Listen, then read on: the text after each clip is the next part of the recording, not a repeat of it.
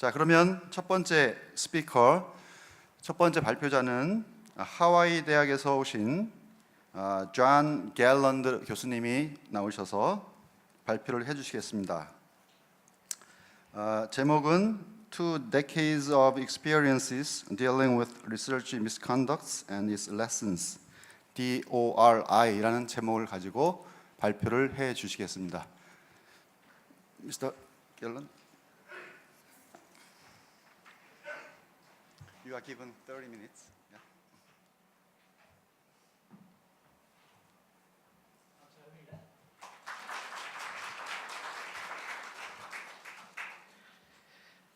First of all, I'd like to thank the organizers of this meeting. It's very difficult, as you can imagine, to put on a forum of this size, and to have it in such a beautiful facility as this, state-of-the-art. It's really remarkable. And the weather has been very cooperative. The mountains are beautiful with the fall colors. And we, the speakers, enjoyed each other's company last night, and so we very much appreciate the hospitality that's been shown to us. I can tell you that I've been at the University of Hawaii for a year and a half. Prior to that time, I was the Director of Education and Integrity at the Office of Research Integrity in Rockville, Maryland. And N.J. Lee, who has spent some time in the U.S., and during that time we became very good friends, and I thank him very much for having me here. But I do not speak on behalf of the Office of Research Integrity, although I'm going to be sharing with you some slides that the office prepared and that I prepared when I was active with the Office of Research Integrity. I would also like to give my thanks to the interpreters back there, because they also have a challenge. And I've been told that sometimes I speak very rapidly, and so I apologize to you in advance. So let's begin.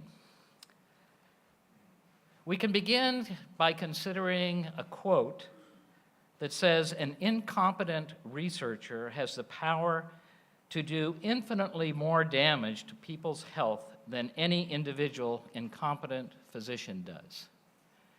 Oftentimes, we don't think of the power that researchers have, but they have quite a bit of power. We also know that the consequences of research misconduct can be very, very high. We've learned about some of those consequences in this morning's session. But these are some of the other consequences that occur that may be less obvious. There are definite direct costs that are wasted by fraudulent research. There's additional costs for futile attempts to reproduce flawed literature. There's the loss of public trust in scientists and physicians. There's increased doubt about the value of science-based policy. And there's an increasing level of erroneous data in our literature. The Office of Research Integrity, and here's a picture of the building of the Office of Research Integrity. There are just 20 people in the Office of Research Integrity, so they occupy a very small space in this very large building. But the office was established approximately 20 years ago because of concerns that our government had that universities were not controlling research misconduct. And so they developed new regulation, and the Office of Research Integrity was created. It is composed of two parts. One part that deals with investigation of research misconduct. And really the investigations that the office does is the second investigation of the research misconduct, because the first investigation is usually done by the U.S. institution.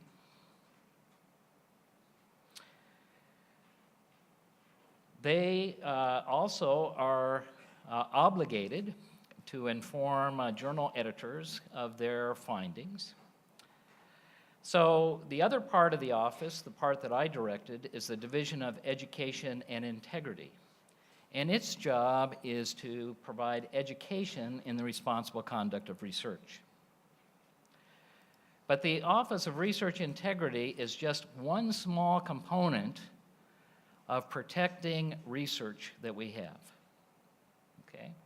In addition to the Office of Research Integrity, that only deals with investigations that involve public health service funding, we have the professional societies, some of which we're going to hear from during this forum, who have established rules and regulations and training in the responsible conduct of research. We, of course, have the government. We have sponsors of research. We have institutions. We have industry. We have the press and the public. If we just look at one of these components, the institutional responsibility, we can take reference of the National Academy of Sciences document about the institution's responsibility to assess and adjust their ethical climates at their institutions and to support the individual researcher's ability to function at the leading edge of professional integrity. Okay? So it's a shared responsibility. Well, returning for a moment to the Office of Research Integrity,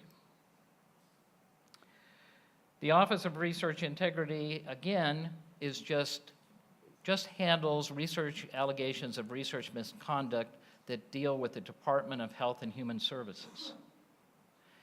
The Department of Health and Human Services in the United States is one of the largest extramural funding agencies that give money to researchers and research institutions. The second largest is the National Science Foundation, and that foundation gives money to researchers and institutions for non-medical related research. But there's all of the other cabinets of our presidents that also have extramural research programs, and each of them have the responsibility similar to the responsibility taken on by the Office of Research Integrity. So the Office of Research Integrity is not the sole regulator of research misconduct in the United States. If we look within the Department of Health and Human Services, we see that under the Office of the Secretary is where the Office of Research Integrity resides. Also, the Office of Human Research Protection resides under the Office of the Secretary. The National Institutes of Health, which is part of the Department of Health and Human Safety, has housed in it the Office of Laboratory Animal Welfare, management assessment that deals with financial misconduct, and the Office of Biotechnology activities that deal with biosafety. And of course, this is a very immediate concern as we're dealing with Ebola.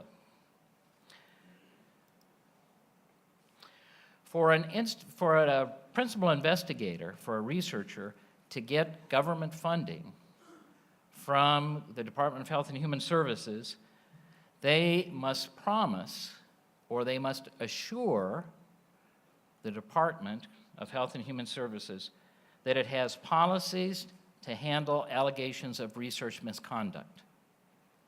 And they provide guidance to each institution to help develop those policies.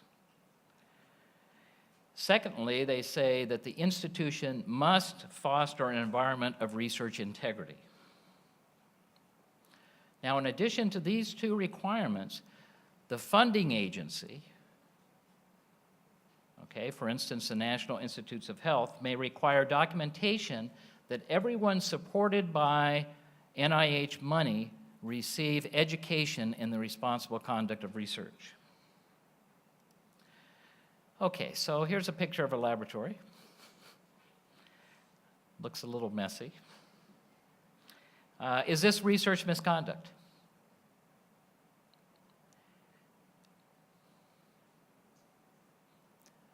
It's certainly sloppy behavior, but according to the United States federal government, research misconduct is strictly defined as either the fabrication, falsification, or plagiarism of data.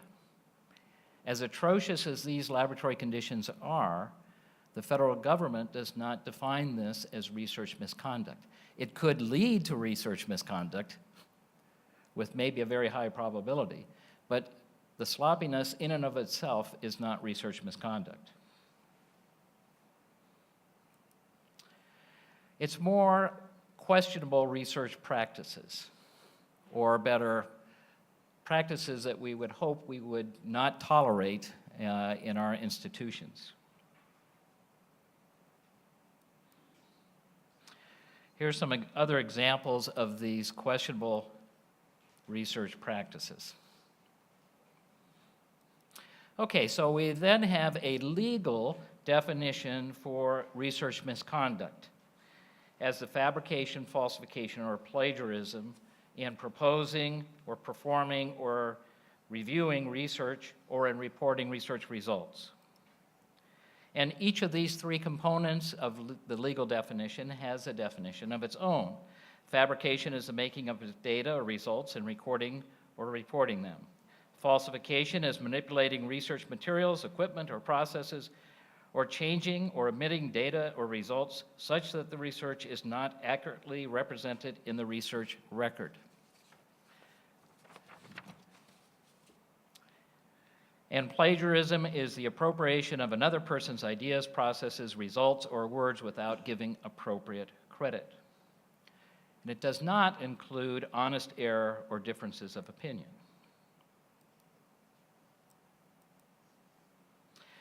How is research misconduct proven?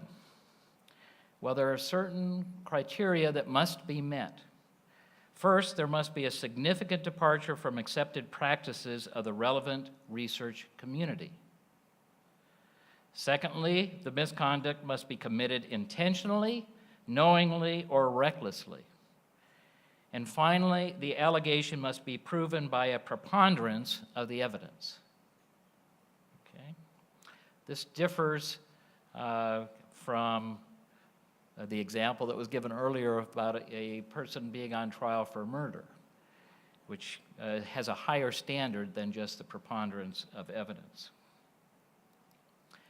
So the way that it's handled in the United States is that it begins with an allegation, and anyone can make an allegation. Could be a student, could be a colleague, could be someone, it could be an editor, could be anyone making an allegation. Typically, that allegation, when it's made to an individual institution, it's made to a person who's called the research integrity officer, the person who has received some training in receiving allegations of research misconduct. This is not a requirement, however, of our regulations, but it is a standard that most universities have adapted. The research integrity officer then makes an assessment. This takes approximately 2 to 5 days about whether this allegation was an allegation that involved public health service funding, and if there is significant and credible evidence that would demonstrate that misconduct may have occurred. Next, we've got the inquiry stage, and a small committee is formed to review the evidence that exists. Now, it is recommended by the Office of Research Integrity that in order to protect both the complainant and the respondent, that evidence be sequestered immediately after the assessment is made. And oftentimes that means going to that person's laboratory and gathering up all of the computer records, all the laboratory notebooks, photocopying them, fixing them in time without disrupting the research as much as possible. Next,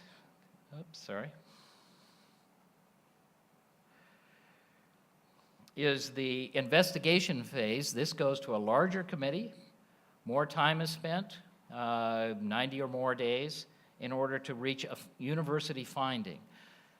Now, the action that can be taken, the administrative action, if there's significant and credible proof, the university has a range of sanctions or punishments that it can issue, including termination from the university. Having gone through all of that, all of the material that the investigative committee gathered must go to the Office of Research Integrity, where there again, an assessment is made by an investigator at ORI. Evidence is examined by the Division of Investigative Oversight. During that investigation, they might reach a settlement with the respondent, if the respondent admits guilt, or may issue a charge letter that says they have recommend that a finding of research misconduct be made, at which time they give their recommendation to the director of ORI, who then in turn gives it to the Assistant Secretary of Health, who makes the finding. Now, the respondent who has been found to be guilty of research misconduct has an appeal process. And so it may go before an administrative judge where the appeal is heard, and then punishment may or may not be issued. Some ORI statistics. During this 17-year period, there were almost 4,000 allegations that were submitted to the office. Of those, 469 were findings of research misconduct, which was approximately 12%. And 30% of those cases were clinical cases involving humans. Some other statistics is that most of these cases have involved upper management. In other words, researchers, postdocs, professors, and not so much technicians, nurses, and people with lesser job responsibilities, nonetheless important ones. Okay, we've discussed a little bit about why people misbehave. These are some additional excuses for wrongdoing: pressure, funding, fame, competition, personal reasons, and simply that the opportunity was there. Nobody was overseeing them. We can ask ourselves what jeopardizes research integrity, and maybe it can be boiled down to two things. Anything that introduces uncontrolled variation into the data set. Now, this is a concept that we often don't use when we talk about research integrity. But what we're concerned is the accuracy and the reliability of data sets. And a conflict of interest can lead to very unwanted variation in a data set. So research integrity, research misconduct, wrongdoing, sloppiness in research, all can lead to unwanted variation in our data sets. And as scientists, we try to control for variation, except for the variation that we expect that would occur from the experimentation. The other is a more philosophical jeopardy, and that's when self-interest replaces truth as the primary goal. And I think we heard examples this morning of people that were interested in their self-promotion rather than the promotion of truth. What does research misconduct look like? Well, here's an example of a data set, and it happens to deal with human subjects. Their names are in the left-hand column. And this is the data set, the original data set in these two columns. And you'll notice that there is a lot of missing data for Ray and Beth and other people that were enrolled in this study. Well, that wasn't satisfactory to the researcher, and so he just made up data. That was data points that you see in blue and red. Fabricated the data. Okay? This led to this researcher's finding of research misconduct. This occurred for a period of over 10 years. Okay. And he was sentenced to a year and a day imprisonment. Was it because of the research misconduct that he was sentenced? It was because he lied to the federal government. In the United States, when you apply for grant money, you sign an oath, a pledge, a promise that everything you do is true. And this particular individual signed that pledge, and because of that violation in his promise, he was convicted to a year and a day. Some other examples of research misconduct.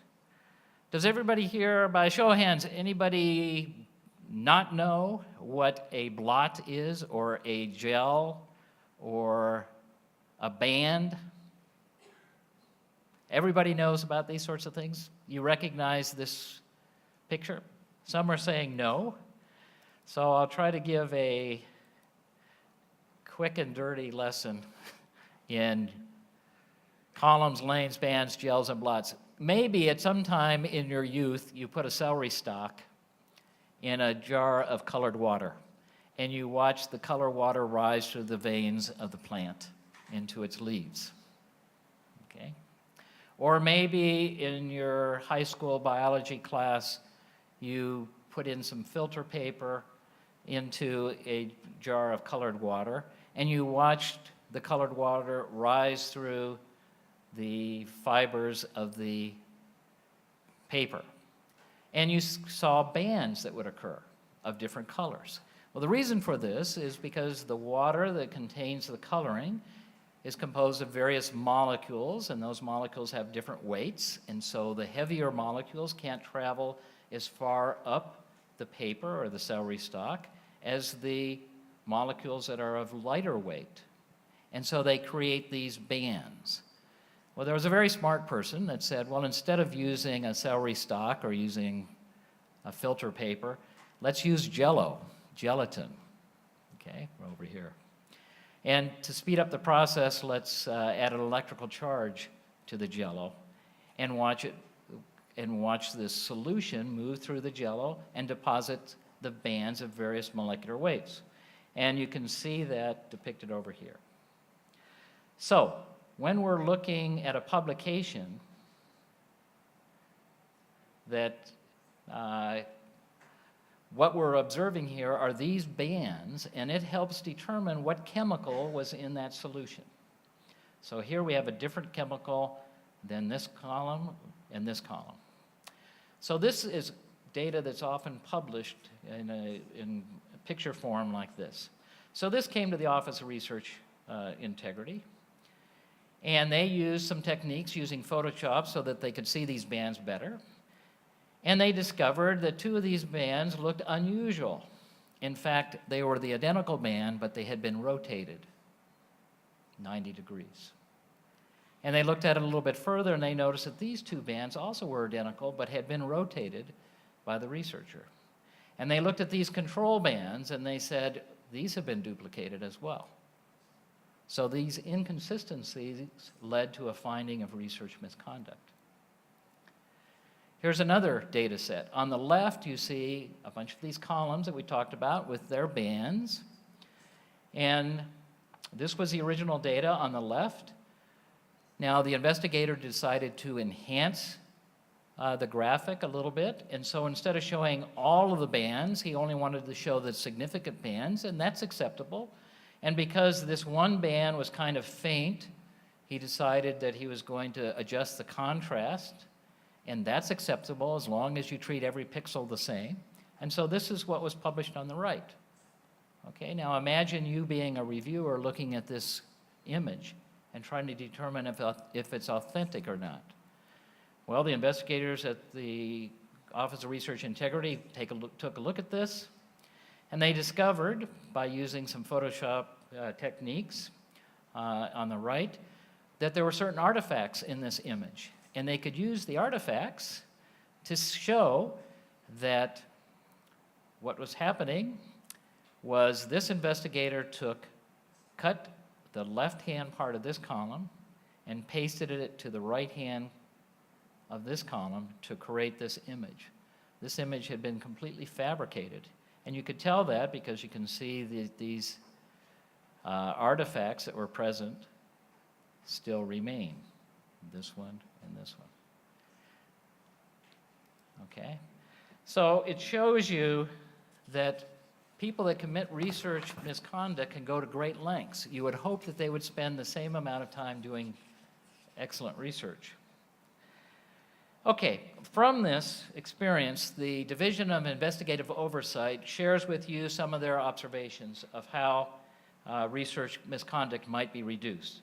They suggest that to mentor young researchers in best practices, to insist on good record keeping and retention, both the research program and the institution, to review thoroughly all raw data and summarizations of data used in grants and manuscripts by collaborators and co-authors, to establish institutional procedures to identify and diffuse stressors on researchers, and to reduce the opportunity to cheat.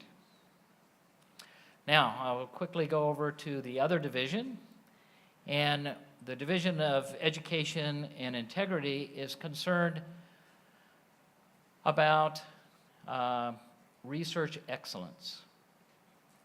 And in this graph, you can see maybe the frequency of researchers that might fabricate, falsify, and plagiarize. You might find that there's a greater number of researchers that might use questionable or unacceptable researcher practices. Most of our researchers, fortunately, are responsible and make up the body of the curve. And then we have a few exceptional researchers, such as represented over here. The responsibility of the Division of Education and Integrity is to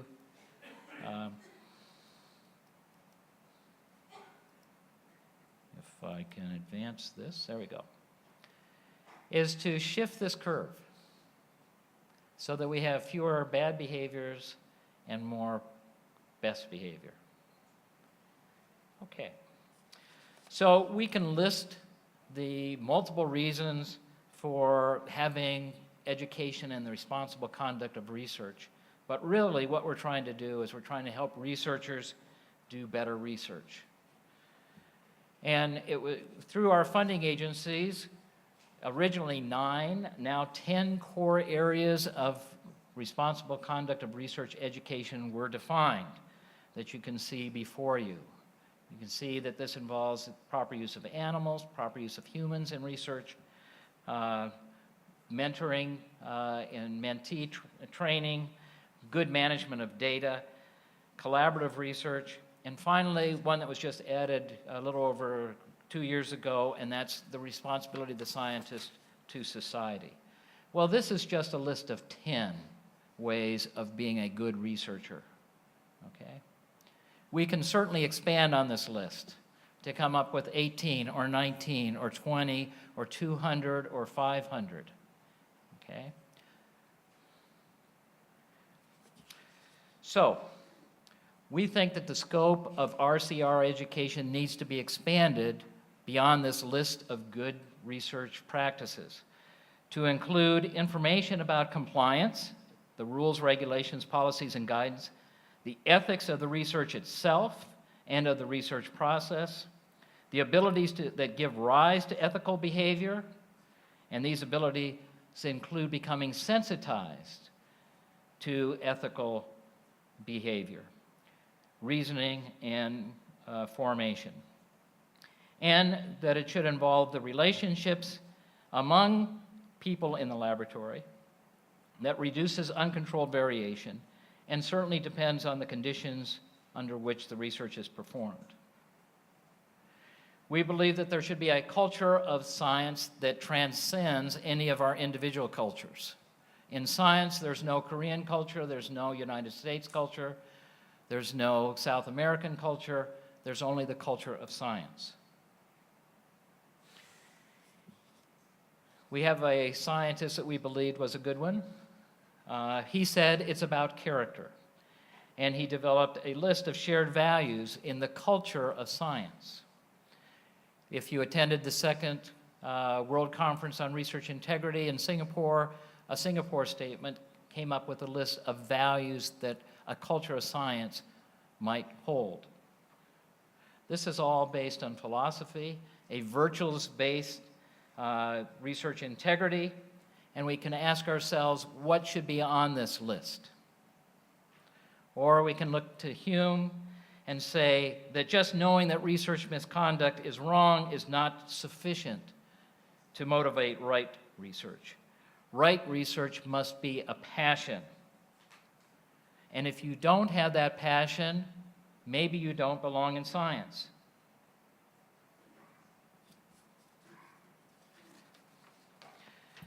We can make certain inferences from Hume that persons have to be repulsed by acts of research misconduct to avoid it themselves or report it when it's observed in others.